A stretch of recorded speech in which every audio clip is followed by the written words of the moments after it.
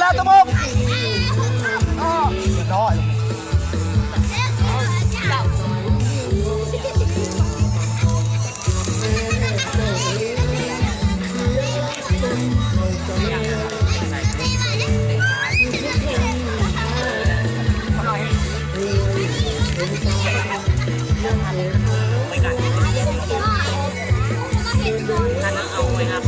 เชือกมาลิง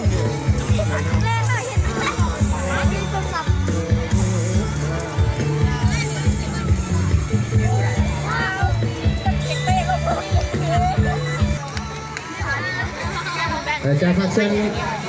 โรงงานฐานข่าวลักไส้คือฐานองค์ฐานเนาะถึงมี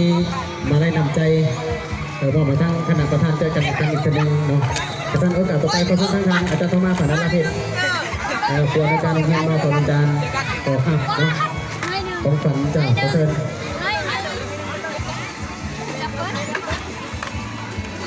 จากขอทุกท่านอาจารย์โทมาผ่านนักเพชรเนาะ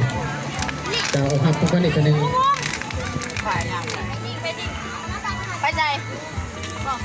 ลุกไปเร็วล่ำเลยล่ำเข้ากับส่วนของงานของการรักษาเด้อไปบอกเก็บเด้อเก็บเงี้ยเด้อไปบอกเก็บมอบคุณค่าเป็นเงินสด500,000 กีบขอแสดงความดีใจในทุกเซยจ้าอีกท่านที่ว่าโคเดมาบอกก่อน